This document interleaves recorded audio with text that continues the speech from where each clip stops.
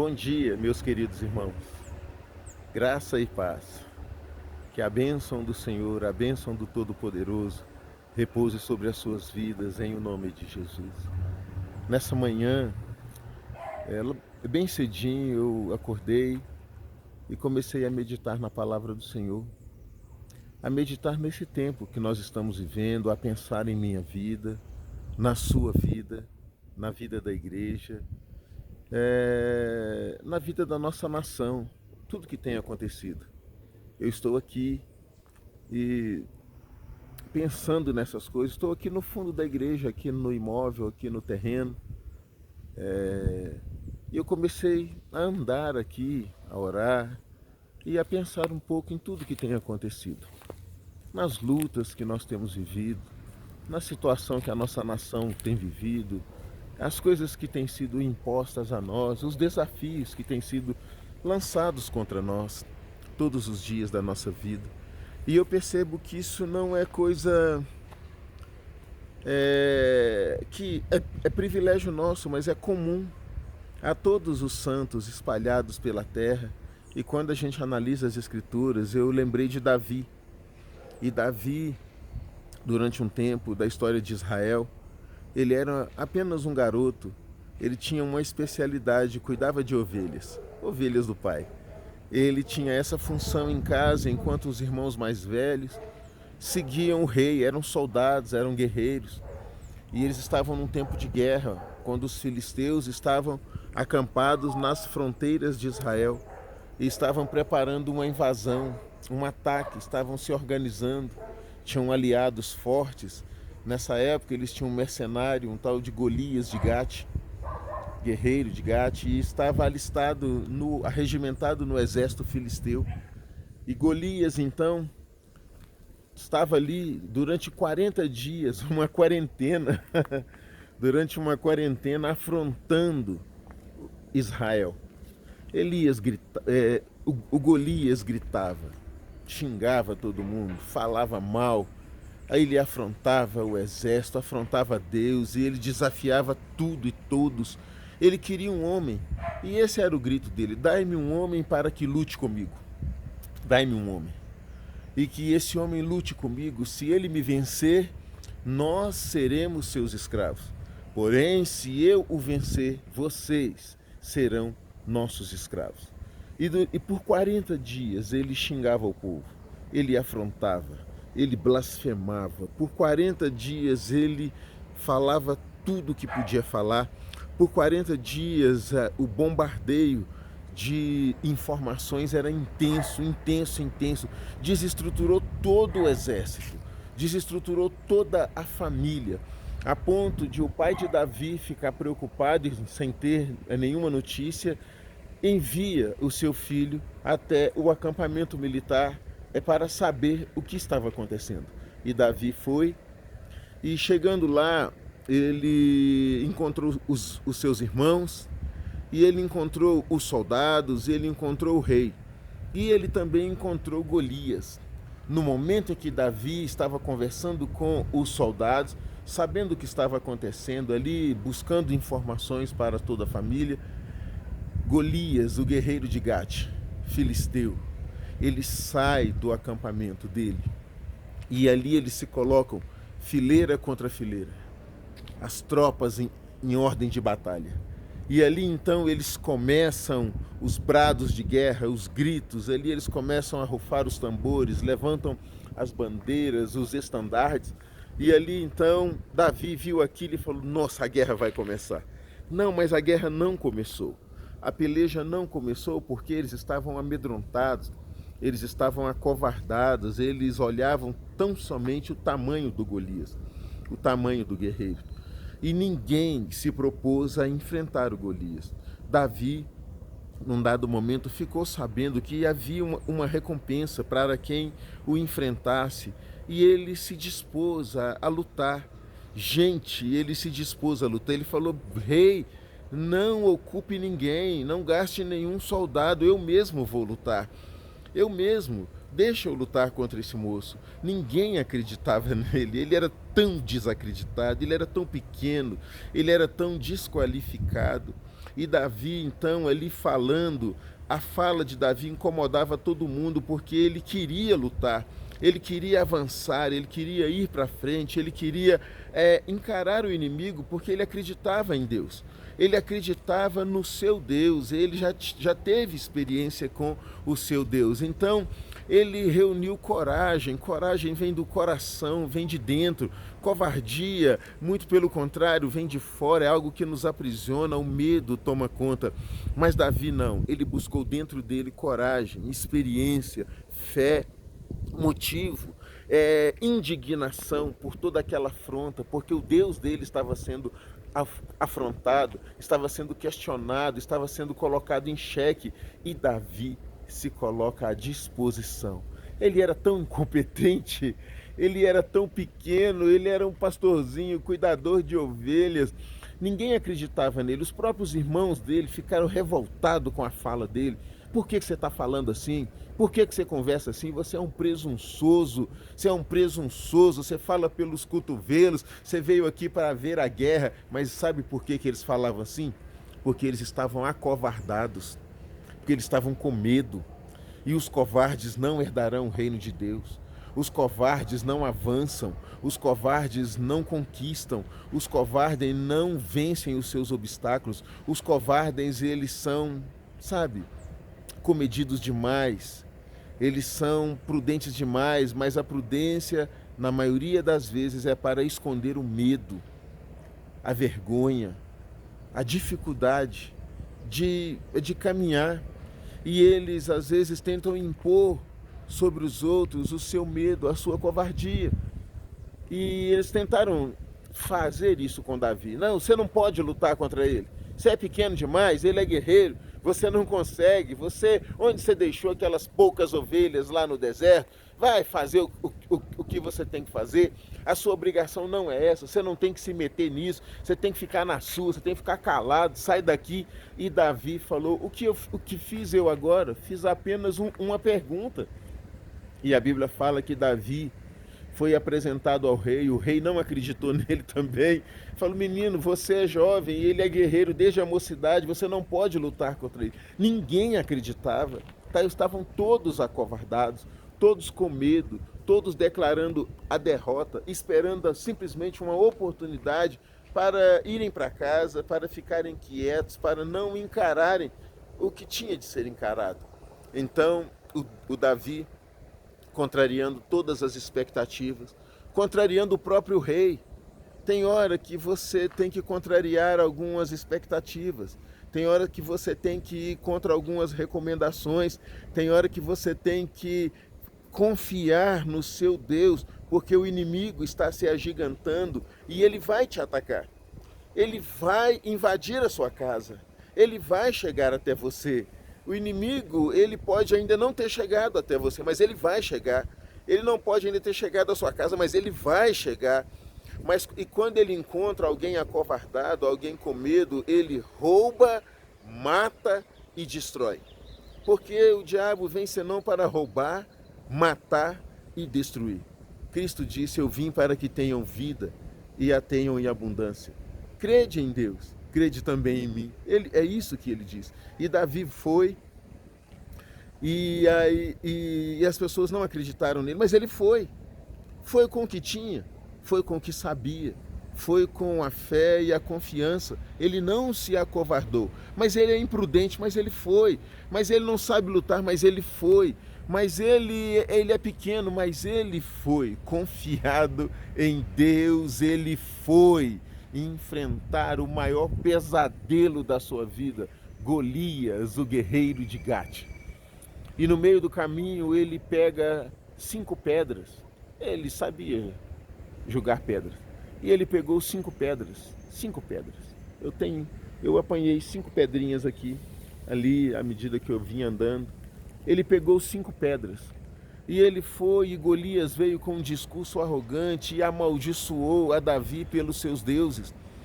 Amaldiçoou a Davi pelos seus deuses. Mais interessante que praga não pega em crente, né?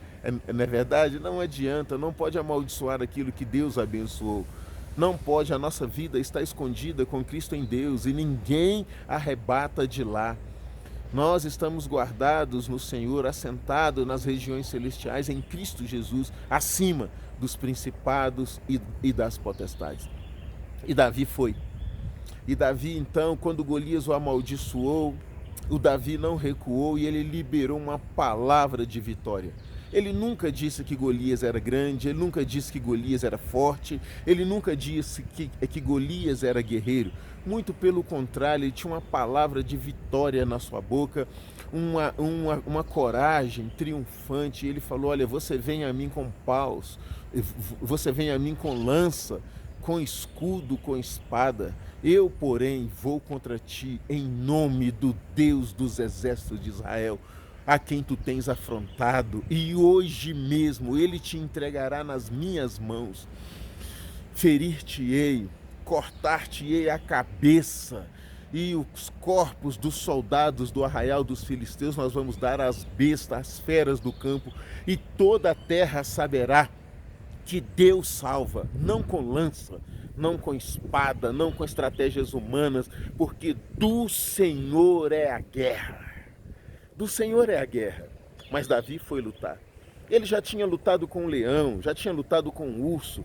Deus já tinha livrado Davi, ele tinha experiência de livramento, de socorro, da bênção de Deus, e ele foi. Davi foi. Pequeno, imprudente, falastrão, Davi foi a encarar um guerreiro extraordinário, forte, poderoso, bem articulado. E Davi foi, e ele então, Golias veio para ser andando para cima dele, e Davi se apressou a correr em direção a Golias. Se apressou, ele foi com tudo para cima de Golias. Numa batalha é assim, se você tem que lutar, você vai com tudo. Você encara logo o seu pior inimigo e luta contra ele e vai com fogo, todo fogo para cima dele. E Davi foi para cima de Golias com tudo que podia. E Davi então foi se esquivando de uma lança, de uma espada, de um ataque de outro, até que então ele tira uma pedra. Então ele pegou uma pedra.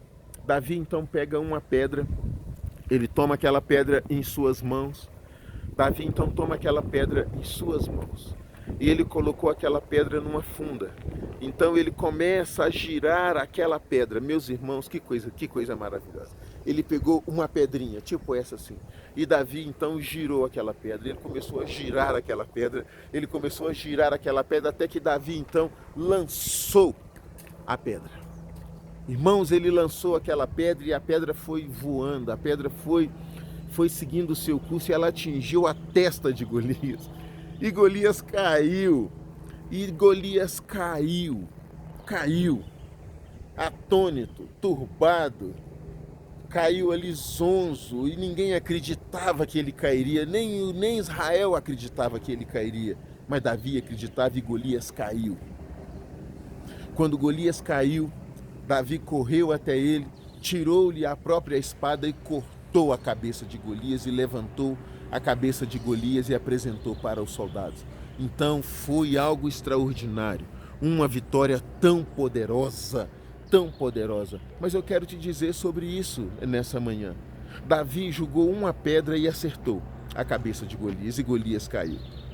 E eu quero falar um pouco sobre isso. O grande problema é quando nós atiramos a pedra, quando você pega uma pedra e você joga, e você erra. Às vezes nós tentamos e erramos, nós falhamos, mas e daí? Nós falhamos mesmo, as coisas dão errado, as coisas quebram, as coisas nós não acertamos de primeira. Aí o que você tem que fazer, meu querido? Retroceder, recuar, colocar o rabo entre as pernas e fugir? Claro que não, as coisas dão errado.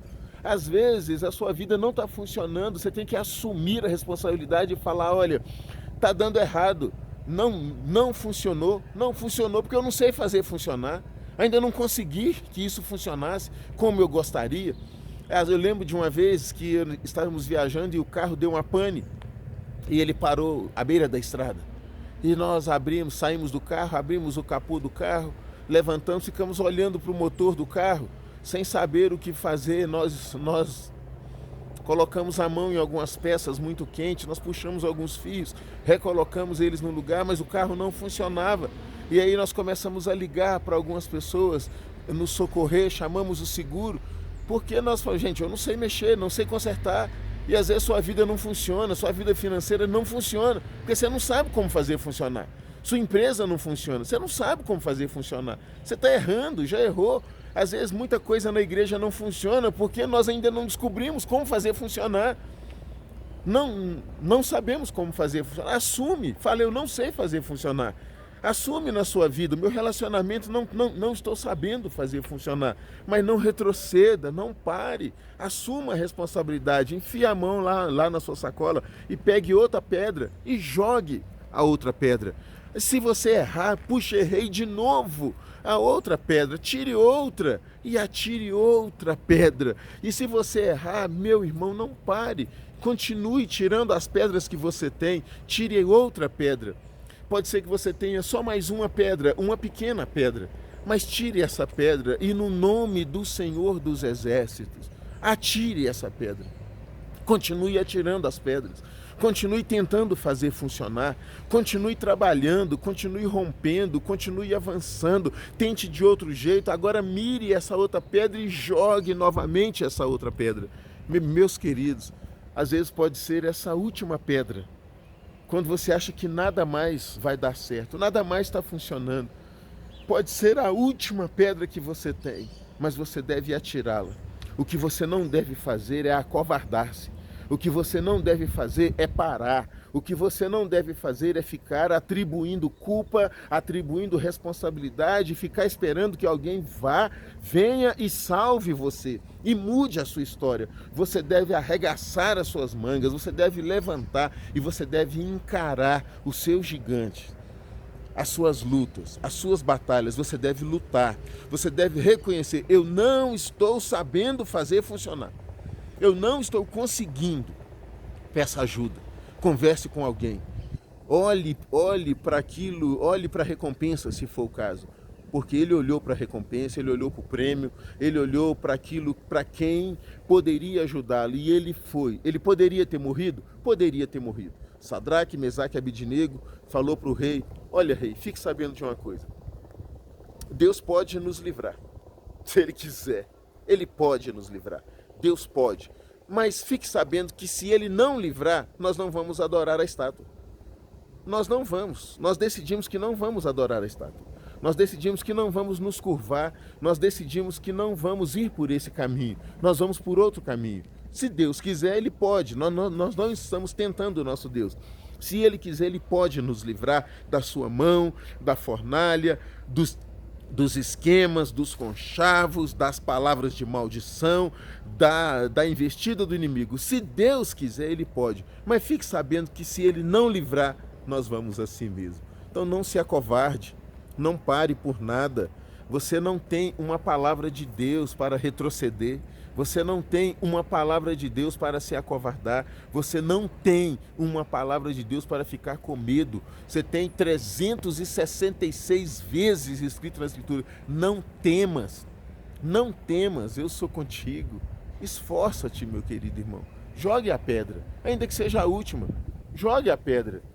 Errou, jogue outra. Uma coisa que nós temos certeza nessa nossa vida, nós vamos errar. Nós vamos errar muito. A história é mais recheada de pessoas que erraram muito até conseguirem acertar. Nós erramos muitas vezes até acertar uma vez. Todo mundo que tem sucesso nessa vida errou muitas vezes até acertar uma única vez. E essa única vez que a pessoa acerta é o que faz a diferença, é o que conduz a vida dela a um futuro brilhante, a um futuro próspero, a um futuro promissor. Irmão, se você não avançar com medo de errar, você é um derrotado, você é um fracassado e vai continuar fracassado. Então não tenha medo, porque você vai errar uma, duas, três, mas o dia que você acertar, a sua vida muda. Então atire a pedra, não fique parado, pegue mais uma pedra e atire essa pedra. Mire de novo, mire de novo, mire de novo, mire de novo, mas continue jogando a pedra. Nós não somos daqueles que retrocedem, mas somos daqueles que perseveram e prevalecem para a conservação da alma. O Senhor te abençoe, te dê um ótimo dia e que você vença todos os seus obstáculos e alcance o seu milagre em nome de Jesus.